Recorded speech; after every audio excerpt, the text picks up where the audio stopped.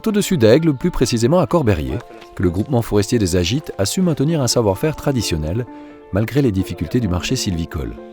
Depuis 2010, les différents acteurs de ce groupement, à savoir 7 communes de la région, l'État de Vaud et la Confédération, ont mis en place une structure qui compte 12 personnes à plein temps.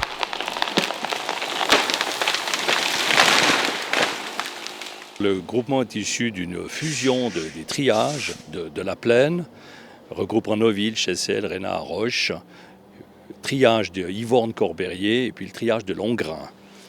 Donc pour des questions d'échelle, économie d'échelle, de mettre en place des synergies entre les équipes, la fusion a été décidée et ça nous permet de travailler de manière rationnelle sur plus de 4200 hectares de forêt. Notre activité principale, c'est clairement la gestion forestière. On essaye de fournir à tous nos membres qui sont des propriétaires forestiers une gestion efficiente de leur forêt.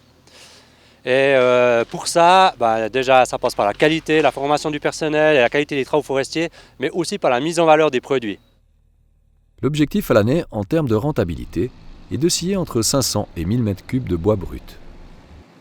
C'est indispensable de montrer qu'on exploite, mais vraiment de manière efficiente, nos forêts, qu'on sort des produits de qualité, non seulement du bois de service, mais surtout du bois de service, même si le marché est très tendu actuellement. Mais nous sortons aussi d'une quantité de bois énergie pour la centrale de chauffage à distance du groupe E, qui va chauffer entre autres le futur hôpital du Chablais et les zones industrielles. Et puis à côté, nous essayons de nous diversifier, d'où l'objectif de revaloriser cette scierie, de la remettre en activité et de la développer.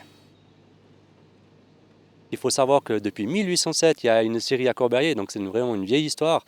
Et puis, le groupement a eu l'occasion d'investir de l'argent dans cette structure qui était mourante. Et on a acheté une nouvelle scie et on a, donné une seconde naissance à cette scierie à Corberrier. Grâce à la reprise de la scierie de Corberrier, le groupement des Agites a su prouver son envie de préserver non seulement un patrimoine, mais aussi un outil de valorisation des bois de la région.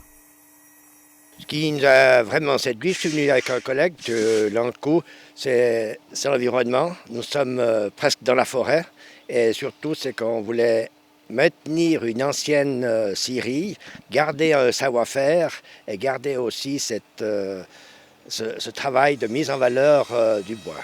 La forêt occupe près de la moitié de la surface de nos montagnes, à côté des alpages et des terrains cultivés par l'agriculture.